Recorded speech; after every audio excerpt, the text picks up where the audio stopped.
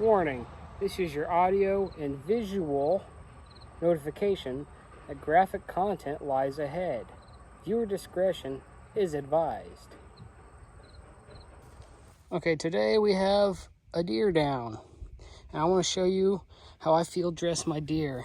I do a couple things different than other people. I like to split the rib cage all the way up so it's easier to get up to the trachea because you're not cutting the crap out of your arm on the rib cage. And I like to split the pelvis. The only thing I use to do these are a knife, a good sharp knife. Now this was made by Sam Towns Bladesmith. He's a smith and a knife maker from Australia, and he does a right proper job. Okay, so you'll notice we have this doe on a slight hill. It helps, but you don't absolutely need to have them on a hill like that.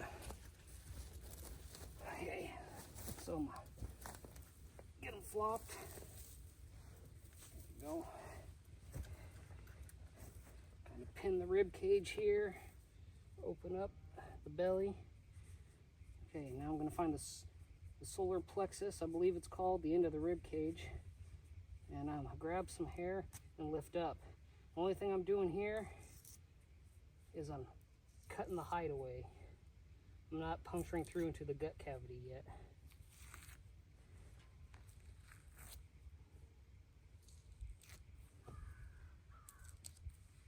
Okay, I'm going to take this cut all the way down.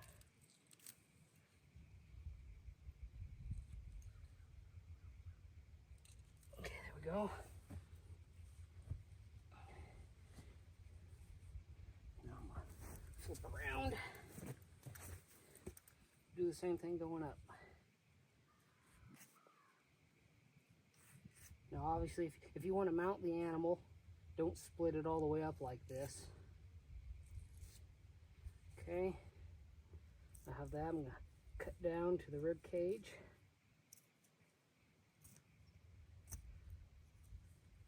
Okay.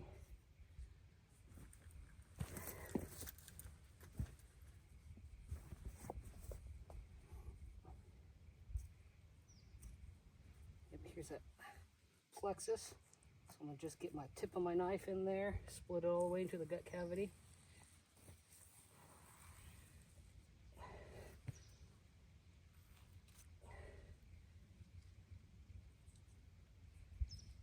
I'm going to cut down in the seam of the meat all the way down to the hip bone. You don't want to push down right here because that's where the bladder is, and you don't want to pop the bladder and get urine all over your meat. Okay, there's kind of a tendon on either side at the front. We're going to cut that, help free the hams off of the bone. And right here in the middle, you can see where the two halves of the pelvis come together like that. We're going to take our knife, I want to put it right on that seam. Yep. And just work it down in there.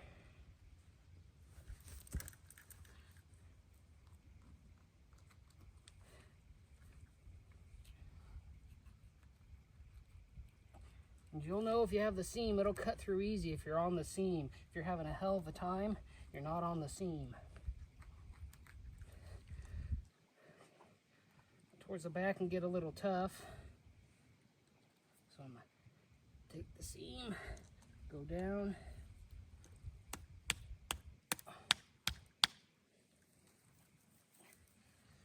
This is a carbon steel blade.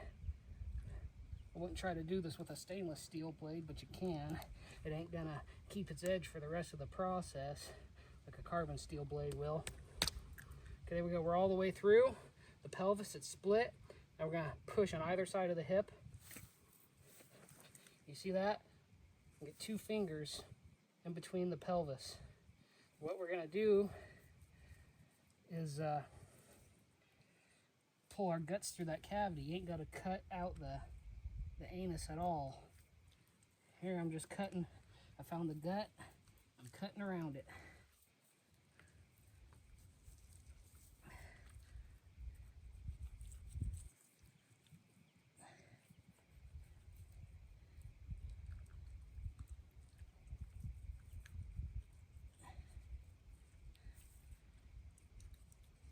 we go. It's free from the skin. Now I'm going to come back up here to the rib cage.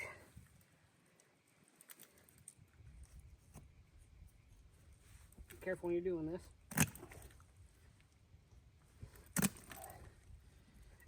It might travel off to one side, that's okay. Okay, I'm split all the way to the front. Now we're going to find the diaphragm here, which is what separates the heart, lungs from the guts.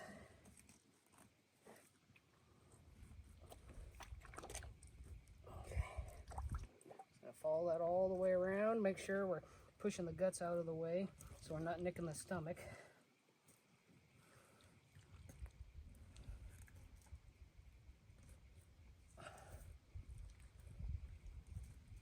Your tenderloins are down there, so be careful. Okay, I'm going to reach up in here, find the trachea. Yep, I got my fingers around the trachea. Use my knife and cut as far forward up into the neck as I can. Okay, got the trachea severed.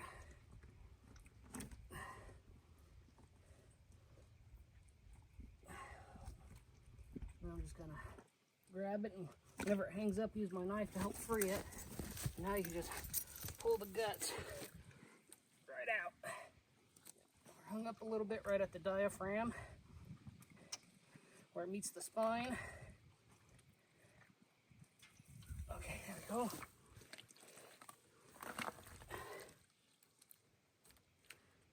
Use some fat that hangs on here. I like to get rid of it while it's still warm.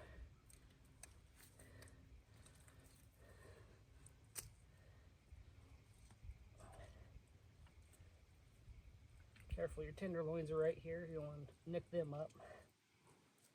Okay. Now, yep, pull that intestine right the way through.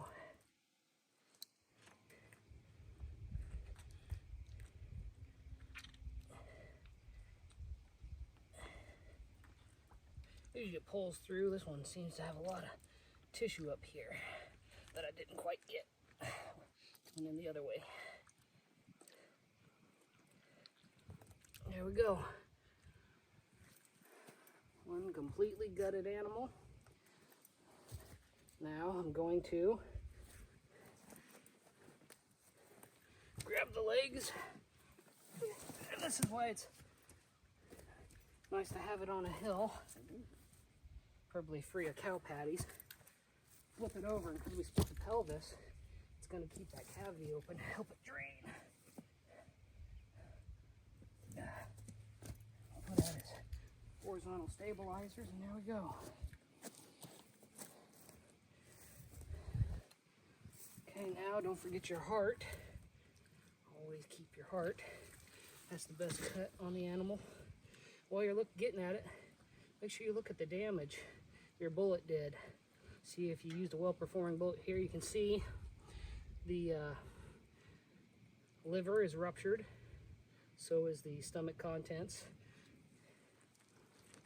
And the lungs, see this, are just torn apart. That is the mark of a good performing bullet.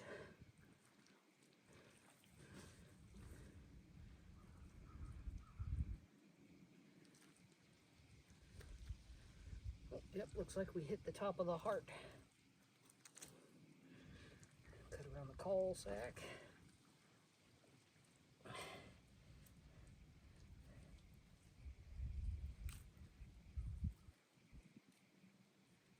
That's all shot up anyway. There you go, save your heart. And if you like the liver, save the liver, but like I said, this one is ruptured from the hydraulic shock of the bullet. Yeah, hydraulic shock is when the fluid in the tissues gets pushed beyond the elasticity limit of the tissue itself, rupturing it.